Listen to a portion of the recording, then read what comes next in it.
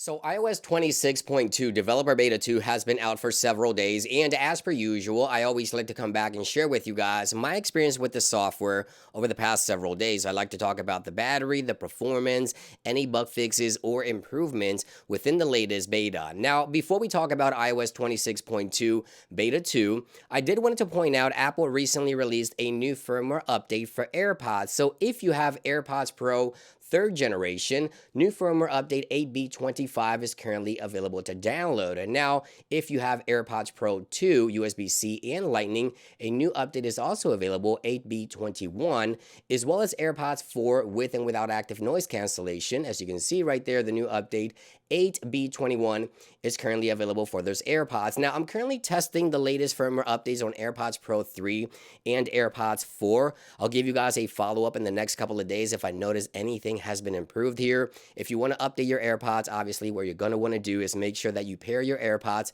to your iPhone, make sure they're connected to a power source, sitting next to each other for about 20 minutes, and the firmware update should happen automatically in the background, and you should be able to take advantage of this latest firmware update. So now let's talk about iOS 26.2 Developer Beta 2. There's actually two improvements that I've noticed over the past several days, so let's go ahead and dive right in. Now, if you haven't watched my initial coverage for iOS 26.2 Developer Beta 2, I'll link it in the description down below. There's some changes happening to CarPlay, and of course the new liquid glass animations, which look pretty cool and make the animations throughout the controls of the UI a little faster in my opinion. So go ahead and check that out. In today's video, let's focus on some of the bug fixes and improvements. Now, the first thing I want to talk about is a battery life, because I continue to get the question, is the battery life still pretty good compared to iOS 26? And yes, compared to iOS 26, the battery life on iOS 26.2 definitely gets me through my entire day. I have no problems getting 8 hours out of this device. No, I'm moderate to heavy use, as you see here,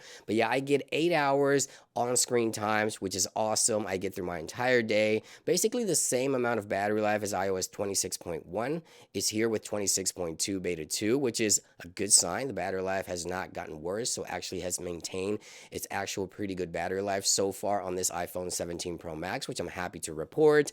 Now, the next thing I want to talk about is two bugs that were causing issues since iOS 26.1 and 26.2 Beta 1. Now, the first one is a ghosting effect in dark mode when dismissing Control Center. And this is something that a lot of you guys continue to report on, but on the latest iOS 26.2 Beta 2, if you drop Control Center and then dismiss Control Center, in the background is, a dark background, you will not get that ghosting effect anymore. So if you were annoyed by that ghosting effect when launching Control Center and dismissing Control Center, it's no longer happening. So I'm happy to report that. Now, the second issue that I continue to hear about, and I've experienced myself, is CarPlay connectivity issues and lag. CarPlay would freeze on iOS 26.2. Now, I'm happy to report that the latest Beta 2 has completely fixed all CarPlay issues on my devices. iPhone 17 Pro Max I've tested, iPhone 17 Pro and 17 with CarPlay. No more crashing, no more lagging, no more disconnecting issues with CarPlay. So I'm happy to report that the latest beta for iOS 26.2 Beta 2 fixes all CarPlay issues, at least on all the devices that I've tested. So if you were having CarPlay issues, it looks like this software update has definitely fixed those issues, at least for me, as I mentioned, on all the devices that I've tested. So overall, the performance of iOS 26.2 is pretty solid. A lot of the bugs are being fixed here, new animations are being added, and I think this software just continues to build upon the user experience for iOS 26, and Apple is just, still trying to figure out the perfect match or the perfect balance for liquid glass as they continue to add more options, such as the ability to customize liquid glass, as you see here from the lock screen, and even the controls and the elements and all the stuff that controls iOS 26 from animations and all that continues to be worked on. So obviously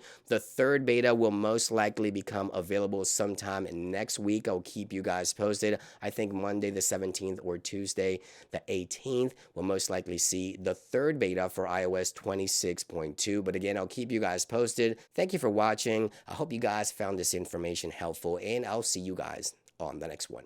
Peace.